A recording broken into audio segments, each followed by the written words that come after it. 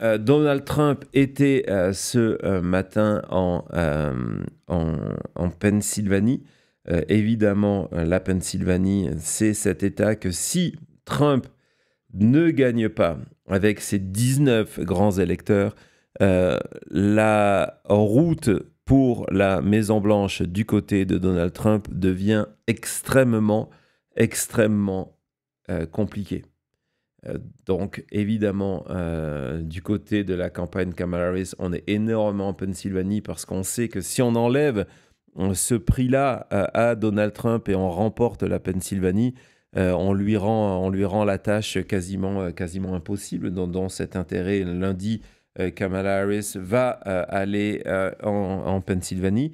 La campagne de Donald Trump, pour ces 48 dernières heures, et c'est déjà un point qu'on va utiliser dans notre baromètre dans quelques minutes, se concentre sur 3 États, la Pennsylvanie, la Caroline du Nord. On va évidemment y revenir, la Caroline du Nord avec ses 16 grands électeurs, et puis des États où Donald Trump n'a aucune chance de gagner, mais aucune chance de gagner.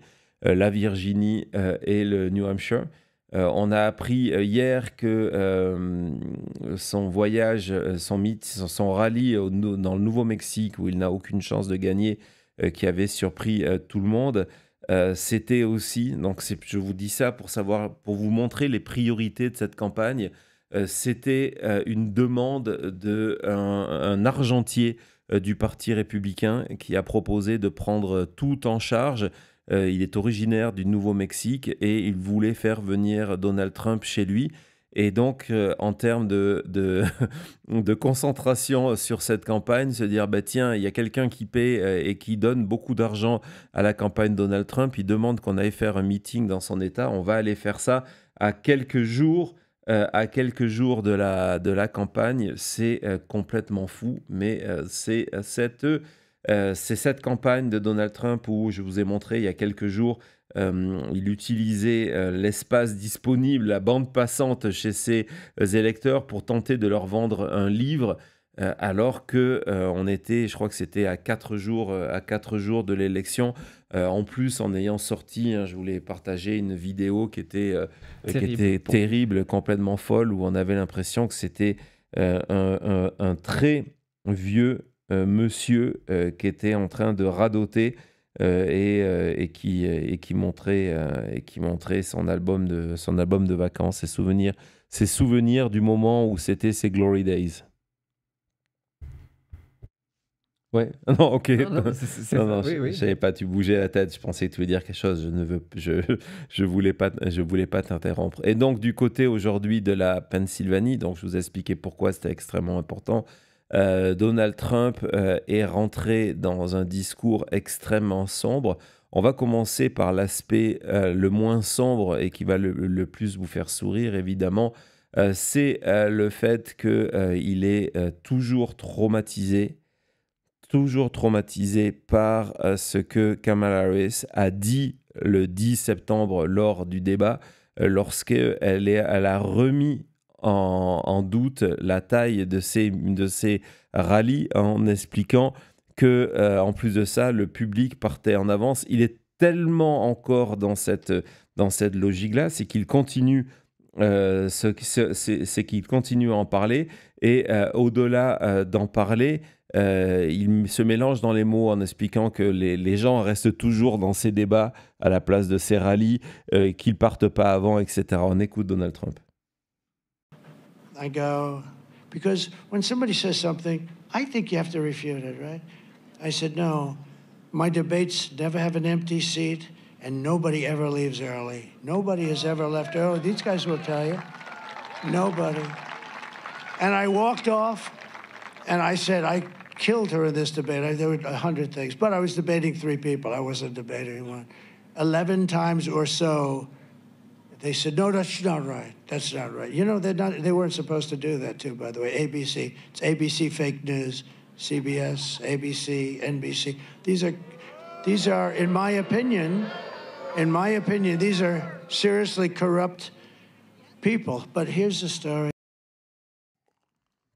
Donc déjà, vous avez entendu à la voix, c'est le low energy Donald Trump. C'est quand il a du mal. Il est fatigué, mais surtout il était dark, très très dark aujourd'hui. Et c'est pas un bon indicateur de où se trouve sa campagne à 2 jours avant. Donc évidemment, la campagne Kamala Harris et de Tim Walz a bien compris que Trump a cette obsession là-dessus et qu'il ne supporte pas ça. Et donc, autant venir le provoquer parce qu'apparemment ça le rend fou et il continue à en parler, à se ridiculiser. Donc, ils ont sorti une pub digitale justement qui compare où était Trump hier soir. Il y a 10 jours, Kamala Harris était au même endroit. Et donc, ils ont fait un montage side by side des 2 meetings. Vous allez voir, c'est violent. Economy taken care of, a little bit of this, I'm gonna take care of, he's gonna have it.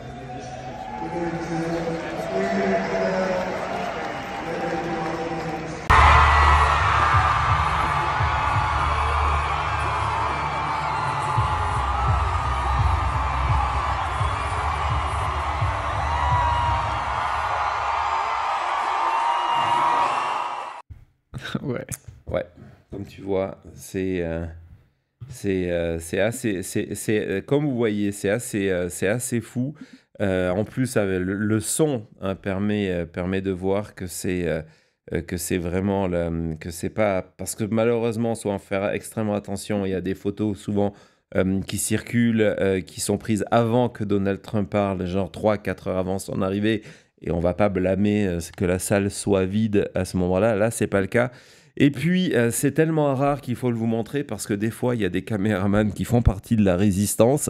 On va vous montrer une séquence complètement folle qui, justement, je pense que c'était hier ou avant-hier, Donald Trump parlait encore de ce sujet-là, d'expliquer qu'il n'y avait pas de siège, il n'y avait pas de siège vide dans ces rallyes. Et vous allez voir l'acte de résistance du caméraman. In 9 years, we've had the biggest rallies in history of any country. And every rally's full. You don't have any seats that are empty. You don't have anything. I mean, the one we had today, you missed a beauty. We could have filled that place up 20 times. I mean, that was beautiful. And the Virginia rally, did you hear about the Virginia rally? That was, Glenn Youngkin did a great job, the governor of Virginia. And they had a crowd there that was incredible. And then we came here, and we don't want to be late, but it's very hard when you do these things. It's very hard, and you don't mind a little bit. We weren't very late. We weren't very late. Just a few minutes. Just a few minutes, depending on your definition of when it's going to start. But, you know, we've been doing, I was talking to some of the people. It's sort of, you know, in a way it's sad, and in a way it's beautiful. I was talking to them, and I said, you know, this is coming to an end. These rallies are coming to an end. We've been doing them, think of it, for like 9 years. We started a year before, and we've had tremendous success. In 2016, we did phenomenally, right? We went in, they said, they gave us a 3% chance, and sort of like amazing, right? 3%. That means 97% for crooked Hillary and 3% for me. And I was saying, well, I went to Iowa, and I had 48,000 people, and she had about 300 people. And then we went to another one in another state. We had 49,000 people. She had 243 people. And I kept saying, why are we going to lose? Why? Why are we going to lose? And we didn't lose, you know. We ended up winning, and we ended up winning the presidency, right? And that was an exciting night. Remember how it started? It started with a bunch of fake news. Look, there they are. That's a lot of fake news.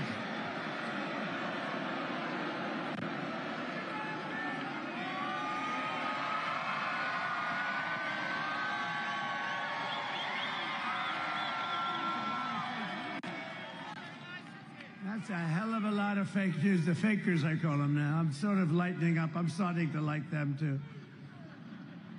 I don't know what it would be like to get good publicity. I really don't. They treat me so badly.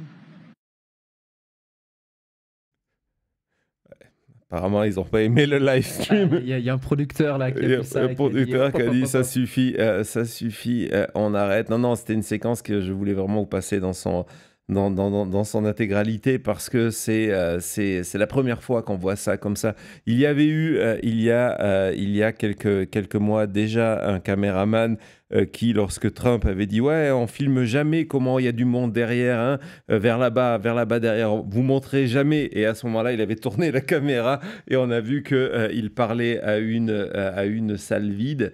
Et là, donc, ce qui est complètement fou, c'est que non seulement on voit leur stratégie, d'habitude ils tirent des rideaux quand c'est possible, c'était le cas à Las Vegas lorsqu'il était là la semaine dernière. Ouais, il coupait la salle en deux. Ouais, il coupe la salle en deux. Plus petit.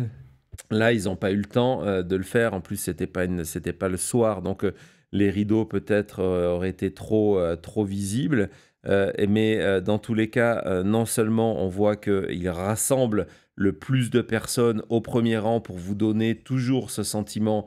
C'est un coup, c'est pas Donald Trump qui a inventé ça, évidemment, pour vous donner l'impression que la salle est pleine. On voit les gens en train de partir, mais en groupe, hein, c'est pas une ou deux personnes. C'est pas juste. C'est pas isolé. Les sièges soient vides, c'est qu'il y a des groupes. On voit au moins une dizaine de personnes partir pendant ce moment où en plus Trump parle de quoi? De ces meetings. En 2016. Le gars, il est toujours bloqué sur la taille de ces meetings en 2016, pendant qu'aujourd'hui, en 2024, les gens partent. En expliquant, ce meeting-là, j'ai eu 49 000 personnes, là, j'ai eu ça. C'est vraiment ce sentiment de quelqu'un qui a 78 ans et qui radote sur sa vie. Donc voilà, je voulais commencer sur ça parce que vous voyez que tout ça a commencé le jour de la convention démocrate avec le discours de Obama qui s'était moqué de la taille. Le 10 septembre, les démocrates, de manière extrêmement intelligente, avaient sorti une pub qui reprenait les propos de Obama, qu'ils ont diffusé sur Fox News à l'endroit où se trouvait Donald Trump pour être certain qu'il voit ça.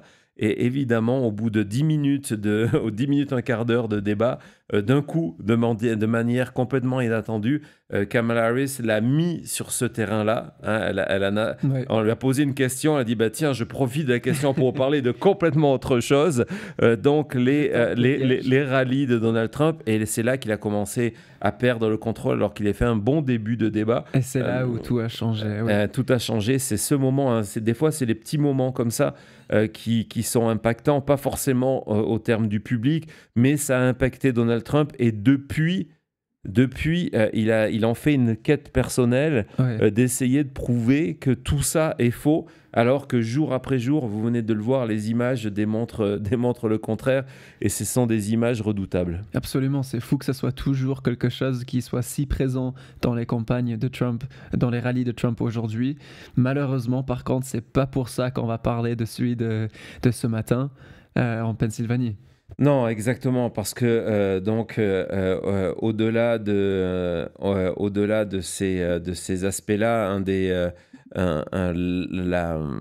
c'est le ton général de la Pennsylvanie. Vous avez entendu, c'est ce Donald Trump qui est sombre, vulgaire et extrêmement dangereux. On va commencer par la fin, justement, pour vous montrer que lorsqu'on vous parle d'une fatigue et de quelqu'un qui, 2 ou 3 fois dans le meeting, il a évoqué sa défaite, pas directement, mais en expliquant comment il pouvait perdre, et c'était pas du tout un discours optimiste. Et on va voir cette fameuse séquence de son départ, lorsque, vous le savez, il se met à danser devant le public, en faisant sur YMCA. On va pas écouter YMCA pour des raisons évidentes de droit, mais donc sur Village People. Et donc d'habitude, c'est une séquence qui dure une trentaine de secondes, où il danse plusieurs fois. Hein, vous connaissez ses moves habituels. Vous allez voir que aujourd'hui, il était pressé que le rallye termine. On le sent pressé. Hier, il a, sous le ton de la plaisanterie, il a râlé que justement il n'y avait pas trop d'ambiance c'est le fameux rallye dont dont Kamala Harris a fait le comparatif, que l'ambiance n'était pas là et que dans la réalité, il pouvait être déjà au lit chez lui et qu'il était là à leur donner un discours de 1h30. Et même si ces discours ont été raccourcis, hein, c'est la volonté de la campagne de raccourcir, parce qu'on s'est rendu compte que plus il parle sur scène, plus il a tendance à avoir des propos hors prompteur qui peuvent être dangereux. Donc, ils lui ont imposé de raccourcir ses discours, mais donc hier il a déjà râlé sur ça. On va voir voilà, donc voilà, t'en mets pas 1, 2, là, hop, allez, c'est bon. C'est terminé. C'est terminé. Pourtant, il y a la foule derrière qui eux dansent parce qu'ils sont habitués, hein. Oui. C'est un truc, mais vous voyez, donc... Et après, voilà, c'est fini, il n'y a même plus de sourire. On verra comment ça se passe, évidemment, mardi et dans les jours suivants, mais si à un moment, on veut aller chercher les images d'un Donald Trump défait, cette séquence en fera certainement partie. On fera certainement partie. Donc, ouais, il est usé. Bon, après, il faut comprendre, encore une fois, à quoi correspond une campagne. On n'est pas dans du Donald Trump, mais lorsqu'on fait une campagne où on a 2-3 meetings par jour et on traverse le pays en permanence, même si c'est dans un jet, ben dans la réalité, c'est extrêmement difficile. Et lorsque vous avez le sentiment dans ces derniers jours qu'en plus de ça, vous n'avez pas forcément le vent en poupe, ça devient difficile, et qu'en plus de ça, la veille, il y a eu le sondage que tout le monde attendait, qui reste qu'un sondage, soyons clairs, mais pour des tas de raisons, on l'attendait, qui est celui de Ann Selzer. On va y revenir dans la deuxième partie de l'émission, parce qu'il y a des aspects extrêmement importants, des enseignements extrêmement importants avec ce sondage.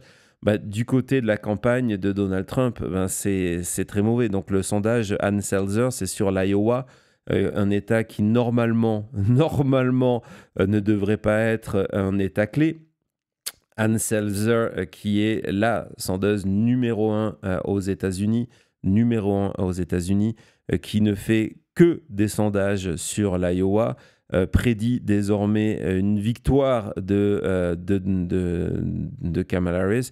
Il faut comprendre que si, par exemple, elle avait trouvé que Donald Trump, qui avait gagné de 8 points en 2020, avait gagné de 8 points en Iowa, si elle avait trouvé que Donald Trump avait 5 points d'avance, ça n'aurait pas été une bonne nouvelle pour la campagne de Donald Trump, hein, s'il avait eu 5 points d'avance, parce que justement, vu sa position sur la carte, c'est un État qui est frontalier à des États clés, et donc ce sont des États qui évoluent dans le même sens. Et donc on se serait dit, waouh, si Donald Trump a que 5 points d'avance dans l'Iowa, ça veut dire que très certainement il a perdu le Wisconsin et le Michigan, qui ont une démographie à partager, qui est à peu près la même, surtout venant de quelqu'un qui a été le seul institut de sondage qui en 2016 et en 2020 ne s'est pas trompé sur Donald Trump. Hein, la seule.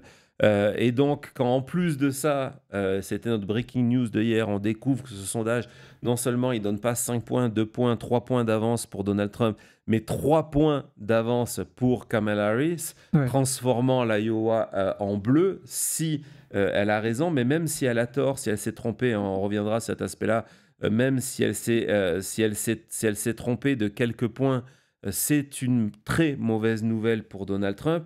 C'est difficile de faire campagne. Donc c'est pour ça que sa campagne a sorti immédiatement un communiqué de presse pour dire que c'était n'importe quoi, sans mettre son nom dedans dans le communiqué de presse, en parlant simplement le nom de l'hebdomadaire. Pourquoi ? On le verra tout à l'heure, il ne voulait surtout pas que les gens aillent Google qui est Ann Selzer. On verra qu'il attaque tout le monde sur scène, sauf elle. Du moins, il ne l'attaque pas nominement. Il explique que c'est une ennemie. Pas du tout. Elle n'a jamais fait d'efforts particuliers par rapport à se dire je suis une ennemie de Donald Trump. Encore une fois, au contraire, c'est elle la seule qui en 2016, lorsque tous les instituts de sondage se sont plantés, et après encore en 2020 où les instituts de sondage, alors j'ai entendu une ânerie majeure chez un expert de plateau qui a dit que les sondages avaient sous-estimé Joe Biden en 2020. Non, les sondages ont sous-estimé Donald Trump en 2020, encore une fois. Même si il a perdu l'élection, il y a eu une erreur d'environ 3 points en moyenne de sous-estimation de Donald Trump. Et elle, pas du tout. Elle, pas du tout. Donc, c'est plutôt quelqu'un qui, dans ses résultats, de toute façon, elle ne se positionne pas dans le cadre d'être soit une ennemie, un allié ou un ennemi. Elle fait confiance, comme elle le dit, elle était hier à la télévision. Moi, je fais confiance à mes données, à ma méthodologie qui ne change pas. C'est ça ce qui est complètement fou, c'est que Jean-Marc nous raconte comment tous les instituts de sondage adaptent leur méthodologie élection après élection en se disant peut-être cette année, il va y avoir un peu plus de ci, un peu plus de ça. Elle, de son côté, elle dit non, moi j'ai un modèle qui fonctionne, je vais continuer à faire fonctionner mon modèle. Elle a un modèle qui fonctionne depuis... Elle s'est trompée une fois dans une élection intermédiaire depuis 2004. Donc, vous voyez le truc. Et donc, évidemment, du côté de la campagne Donald Trump, c'était extrêmement difficile. Et ce matin, il a évoqué le sujet en rallye en Pennsylvanie. He's right. Well, there's a lot of spirit here, you know. And we even have the polls up, but I think it's much more than the polls. No, the polls, I'm telling you, you can make those suckers sing. You get the right pollster, you can do, and you really do inflict damage, you know, when you do like this person from Iowa. Today, the election essentially is really, we're talking Turkey, comes out with a poll different from every other poll because it wasn't even in question. It's really the opposite way. I'm way up. If you look at 3-4 months ago, Dan, I was losing states that now are walks, you know, they're now walks. And I think you're going to have that here. It's called suppression. They suppress. And it actually should be illegal because it's, in many ways, it's worse than the written word, which these guys do quite well, actually. Voilà, c'est un moment complètement fou, c'est quand vous êtes à 2 jours de l'élection et que vous commencez à devoir justifier que les sondages sont faux et que les sondages, en fait, ce sont devraient être illégaux, ces sondages qui sont contre lui, parce qu'en fait, c'est pour déprimer ses électeurs. C'est une campagne à la dérive. Tout à l'heure, je vous en reparlerai en parlant de Ann Selzer, comment...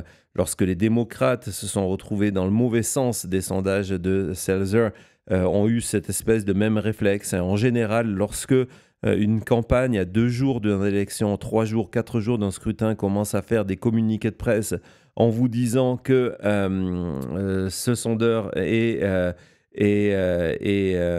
ridicule et qu'il se trompe, ce n'est pas bon signe. Il faut savoir que ce matin, le New York Times, via Siena Poll, qui est classé juste en dessous de Ann Selzer, lui aussi a sorti des sondages État par État qui démontreraient une victoire de Kamala Harris. Et vous savez quoi dans la foulée, ce qu'a fait la campagne de Donald Trump? Ils ont publié un communiqué de presse pour dire que ces sondages-là aussi se trompaient. Et puis c'est ironique lorsqu'on sait comment... Donald Trump utilise en permanence ses compagnies pro-républicaines pour à la fois fausser le jeu, fausser les moyennes, les fameuses moyennes 538, la moyenne Silver. Ça va être un des enseignements extrêmement intéressants des prochains jours, de savoir si l'ère des agrégateurs est terminée. C'est pas impossible. C'est pas impossible que leur méthodologie leur soit fait passer, leur méthodologie et leur dépendance de la data qui n'est pas la leur, dans des sondages qu'on leur fournit, les effets passés complètement de l'élection. Donc ça sera un des petits sujets de l'après-l'élection, de savoir si finalement 538 ou Nate Silver, ce sont des gens qui avaient un modèle qui fonctionnait à un moment et qui ont maintenant dans un écosystème qui ne fonctionne plus. On verra ça. Il y a eu une deuxième fois, hein, c'est pas fini, où il s'est attaqué à Ann Selzer. On écoute ça tout de suite. We got all this crap going on with the press and with the fake stuff and fake polls. And by the way, the polls are just as corrupt as some of the writers back there. They can make those polls sing. They can make them sing. They brag about it. I got a poll, I'm 10 points up in Iowa. One of my enemies just puts out a poll, I'm 3 down. Joni Ernst called me, everyone's called me. They said, you're killing in Iowa. The farmers love me and I love them. But they came up, they just announced a fake poll. Hey, think of it, right before the election that I'm 3 points down. I'm not down in Iowa. I got $28 billion for the farmers. $28 billion. Nobody else would have gotten 10 cents. Joe would sleep. Do you think he thinks about the farmers? And you know who gave me the $28 billion for the farmers? China. Because China screwed our farmers. And then they tell me I'm down in Iowa. I don't think so. And you know what? Il est en roue libre. Il est en roue libre et donc on voit que si ce n'était pas un sondage aussi important, si le reste des données, y compris les sondages internes de la campagne Trump, allaient dans le sens contraire, il n'en ferait pas une affaire comme ça, quoi. C'est pas, Ouais. c'est encore une fois, hein, ce n'est pas un indice d'une campagne qui, à la fin de ces pour lui, je ne sais pas combien c'est d'années de campagne. Au moment, il dit, voilà, ça fait 9 ans qu'on se fait ces meetings, c'est peut-être un des derniers. Donc, c'est pas une campagne qui est sereine, ça c'est évident. C'est certain, et je vois dans le chat, vous êtes certains à dire que vous n'avez pas réussi à suivre Trump, mais nous non plus, c'est pas une question. J'ai vu, oui, il a parlé de Biden, non, il n'est pas en course contre Biden, oui, il a parlé de la Chine, oui, il a parlé des sondages, tout dans la même phrase. Et de l'Iowa. De l'argent, c'est vraiment... c'est pas un problème au niveau d'anglais, c'est un problème au niveau de Trump, là. Exactement. Et puis, autre signe d'une campagne en difficulté, c'est qu'il s'est attaqué à Fox News, qui est pourtant le bon petit soldat, hein. Fox News, ils sont toujours là, la main sur le pantalon en étant prêt à être au garde à vous dès qu'il demande. Donc il a attaqué Fox News, vous devinerez jamais pourquoi. Parce que il passe des publicités favorables aux démocrates en disant que ça devrait être interdit. Donc vous avez quelqu'un qu'on voit, en fait, est en train de dire non, je veux pas être un dictateur, mais les sondages qui me sont négatifs devraient être interdits, les publicités qui sont contre moi devraient être interdites, les chaînes de télévision qui sont contre moi, CBS, ABC, NBC, devraient être interdits, mais à part ça, non, je ne suis pas un dictateur en puissance. J'en ai juste les mots, j'en ai juste les attitudes, et puis c'est tout. Et puis surtout, il a râlé parce que, figurez-vous, Fox News qui a payé le soutien à Donald Trump en 2020-2021, donc en novembre et décembre 2020 et en janvier 2021, donc le soutien au Big Lie de Donald Trump a quand même coûté, dans le cadre d'un procès à l'amiable avec Dominion, 787 millions de dollars à la chaîne, hein, il faut le savoir. C'est quand même une énorme fessée au côté de Fox News. Et pourquoi est-ce qu'ils ont accepté ça? Parce qu'ils ne voulaient pas aller dans un procès. C'est sûr. Finir avec leurs preuves, les messages, les textes, tout ça, quoi.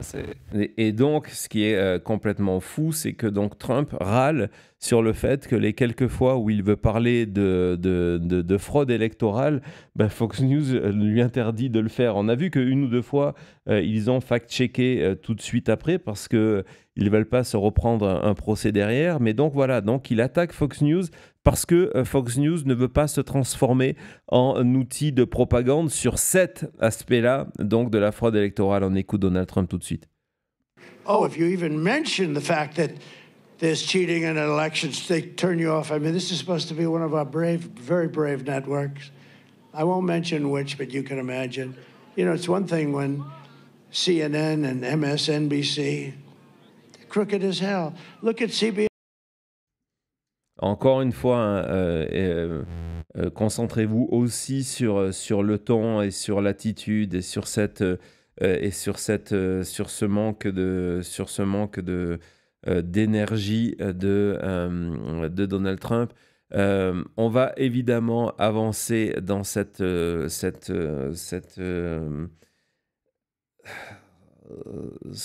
ton d'une noirceur absolue. Et donc des attaques de plus en plus virulentes contre les médias.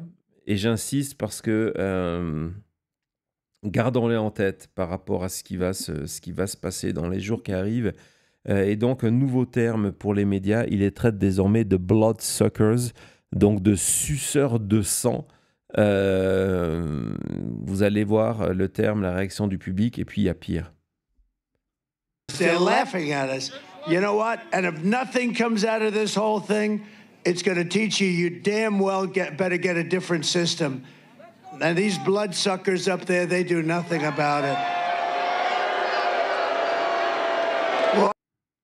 Donc, au-delà de la désignation de bloodsuckers, on sent dans ces mots en disant, voilà, s'il ne sort rien de cette campagne, hein, ça va vous donc vous apprendre vraiment avec une insulte un petit peu au milieu qu'il faut reprendre cette société, etc. Et puis, ce moment complètement fou où il parle de la tentative d'assassinat en notant qu'il y a désormais, il est dans une cage blindée, si vous voulez, pour simplifier ça, et que par contre, il n'y a pas de cage, il n'y a pas de protection blindée face à lui, et que donc, si on veut le tuer, il faudrait tirer, parce que face à lui, il y a les caméras, il faudrait tirer, il faudrait que la balle passe à travers les journalistes, donc la possibilité de tuer un journaliste au passage. Et là, il rajoute à sa foule qui est mort de rire que, en fait, il n'aurait rien contre ça, de tuer un journaliste. C'est parti. A little bit of intelligence, and I have a piece of glass over here, and I don't have a piece of glass there. And I have this piece of glass here. But all we have really over here is the fake news, right?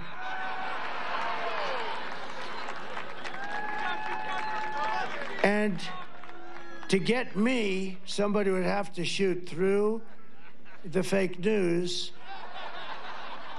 And I don't mind that so much, because I don't mind that. I don't mind that so much. Le public qui rit forcément sur ce point-là. C'est super grave. Ouais, non, c'est super inquiétant. On est à 48 heures du début de l'élection, et donc sous le ton de soi-disant une plaisanterie, et on sait comment il a agi, hein, le Be There, Be Wild, et tous ces mots avant le 6 janvier. Je vous invite évidemment à regarder l'émission que l'on a fait hier, hein, toute cette semaine, notre émission sur Dark Maga, etc. Comment il prépare la foule à agir avec justement cette même stratégie. Donc, on en est là.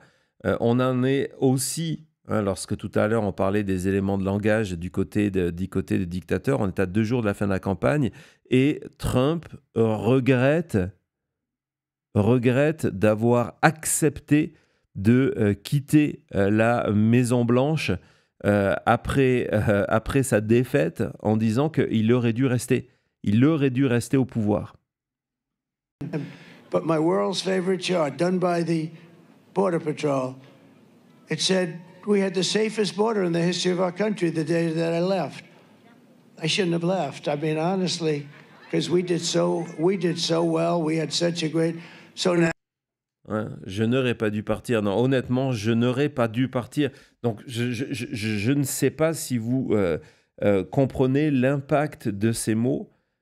Évidemment, lorsque vous êtes un de ces late breakers, de ces électeurs qui se décident à la dernière minute et qui se dit que est-ce que la démocratie, on va le voir, est au cœur de mes préoccupations, ce genre de message est complètement fou.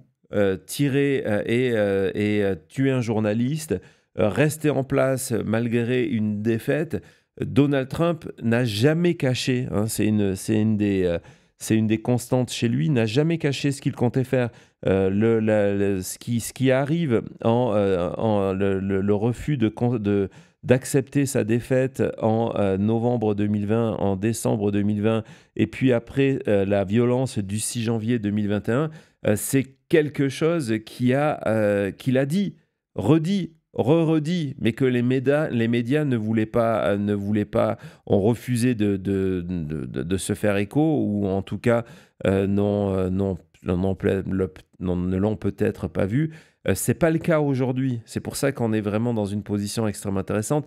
Je vais vous montrer le New York Times qui justement fait son résumé. Regardez lorsqu'il y a donc ce résumé de ce qui est en train de passer. C'est d'autant plus intéressant que c'est Michael Gold qui s'était fait un petit peu taper sur les doigts après le meeting de Trump où il avait parlé de la taille du pénis de Arnold Palmer et qui, dans son résumé, avait oublié de mentionner ça. Donc cette fois-ci, c'est clair. Donc 2 entrées à la suite, une sur le fait que Donald Trump pourrait expliquer que ça ne le gênerait pas que l'on tire dessus du moment que ça passe à travers les journalistes. Et puis le fait qu'il n'aurait pas dû, should have left, la Maison-Blanche.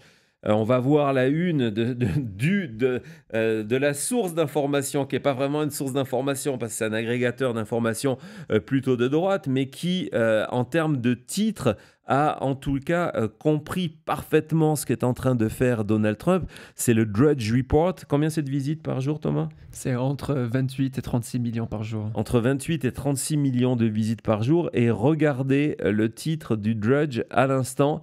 Move over Cheney, now he wants reporters shot. Wow. Il y a 2 jours, il disait c'est Liz Cheney qui doit être face à des fusils.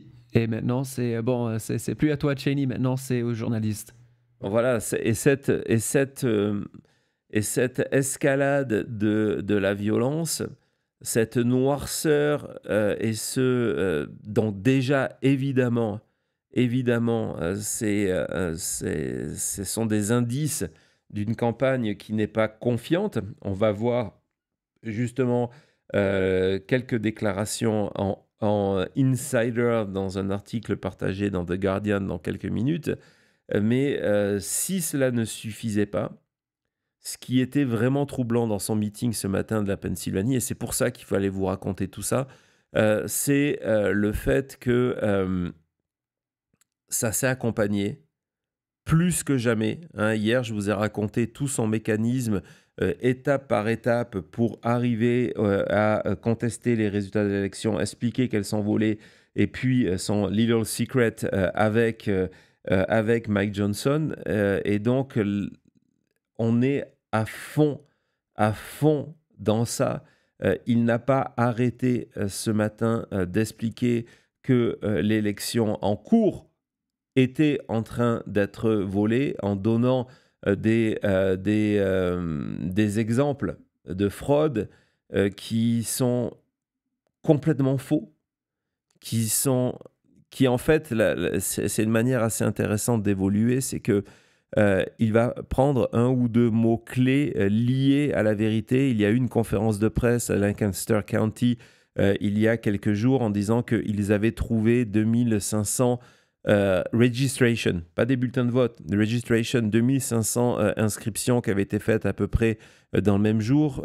On pense que c'est en plus des fausses inscriptions qui viennent du camp républicain. Il n'y a pas encore de preuves absolues, mais il y a beaucoup d'indices qui convergent vers ça, une espèce d'opération un petit peu à la Elon Musk où vous êtes obligé d'essayer de rassembler le plus de nouveaux électeurs parce que vous êtes payé hein, en tant que c'est pas des volontaires, ce sont des gens qui sont payés.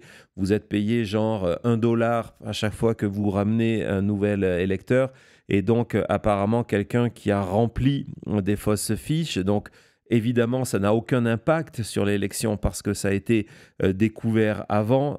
Et en gros, ce sont des noms complètement fictifs. Donc, c'est une tentative d'enregistrer des nouveaux électeurs. Donc, Trump, évidemment, les médias en ont parlé. Trump reprend le chiffre, reprend le lieu, parce que d'un coup, les gens ils connectent ça dans leur tête, vous voyez. Donc, il reprend ces chiffres-là, et puis tout le reste est faux. Hein. Il va vous raconter que ce sont des bulletins de vote. Ce n'est pas des bulletins de vote. Qu'ils ont tous été écrits la même chose. C'est du vote électronique, donc on n'écrit pas au stylo sur du vote électronique. Tout ça pour créer ce sentiment que s'il perd mardi, c'est parce que nous sommes déjà en train de lui voler l'élection. On écoute tout de suite Donald Trump. But they found, as I understand it, I mean, I don't know what's happened in the last day or so, but in Lancaster, they found 2,600 ballots, all done by the same hand. In other words, the same exact penmanship, the same hand, the same everything. It was all done by the same pen, the exact same pen. And then they go and they say, well, this is a conspiracy theorist. It's a terrible thing that's happened to our country. And the whole world watches it, even third world. Voilà, donc tout est faux, mais vous voyez la réaction du public. En plus, Lancaster, c'est en Pennsylvanie. Donc ce sont des gens de Pennsylvanie qui ont le sentiment donc qu'on est en train de leur voler cette élection. Et donc, on aurait pu continuer, faire une émission spéciale que sur cet aspect-là, d'ailleurs, sur le fait qu'en permanence, non seulement il va dans le sens on va voler l'élection, mais en expliquant que c'est une espèce de conspiration faite par, il appelle plus désormais, c'est aussi un des points aujourd'hui, c'est plus le Democratic Party, le parti démocrate, c'est le Demonic Party. Donc Demonic, c'est le démon, donc le parti du démon. Donc on essaye de s'adresser à ces électeurs américains ultra religieux. Donc il y a cette escalade verbale en disant ils sont en train, c'est une fraude organisée pour m'empêcher d'arriver à la Maison Blanche. On va voler l'élection mardi. Tenez-vous prêts, hein, je vous remets en avant le fait que élection, et il a encore dit aujourd'hui que le pays est désormais conquis. Le pays a subi une défaite, donc Defeated and Conquered, et que donc mardi, ça sera Liberation Day. Allez voir notre émission en plus parce que YouTube vraiment ne lui donne pas beaucoup de visibilité parce que les sujets abordés sont extrêmement sombres. Hein, notre émission sur Dark Maga et comment la communauté Dark Maga, QAnon, General Flynn, les milices armées de l'extrême droite américaine interprètent cet appel du pied à Liberation Day. Allez voir ça. Mais avant de voir ça, et c'est là que je vais vous dire, cette vidéo est extrêmement inquiétante, c'est que un des plus grands pourvoyeurs de théories de la conspiration aux États-Unis, quelqu'un qui a joué un rôle essentiel, on en a un petit peu parlé, mais ça mériterait à un moment ou à un autre une émission particulière sur comment il a fait la jonction entre les différentes milices armées, des mouvements comme les Proud Boys et les Free Percenters, et comment il a chauffé la foule pour être certain que cette foule soit à Washington le 5 janvier, puis le 6 janvier. Cette personne-là, c'est Alex Jones. C'était le porte-voix de ce rassemblement pour le 6 janvier. Et donc, à la sortie, c'est grave ce qu'on va voir, à la sortie du meeting de Donald Trump, il dit voilà, c'est clair, encore une fois, on va se faire avoir. Les propos de Donald Trump n'ont aucune ambiguïté. Il faut désormais se préparer à l'option d'une guerre civile. On écoute Alex Jones. You know they're not going to just give up easily after the impeachments and the Russian collusion crap and all the fake indictments and the lawfare. This is common sense. So I'm saying be ready for the Civil War conditions and the not certifying it, and Carville saying we need an armed uprising against Trump and Trump supporters. I mean, these people are going for broke. And mainline Republican supporters aren't really ready for this. Trump is starting to get it and was talking about all this just minutes ago. Donc voilà, soyez prêts, ces conditions de guerre civile, les démocrates vont tout faire pour empêcher Donald Trump de reprendre le pouvoir. Soyez prêts, soyez prêts.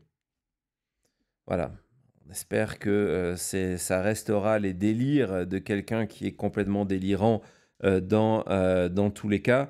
Mais c'est extrêmement troublant, non? Évidemment, évidemment. Et quand on additionne ça avec tout ce qu'on a dit ces dernières semaines, les signes, les maudits et ce qu'on a dit en douceur, quoi. Non, tout ça, c'est très inquiétant. On verra évidemment ce qui se passe et on souhaite qu'il ne se passe rien de grave dans les jours prochains, mais disons que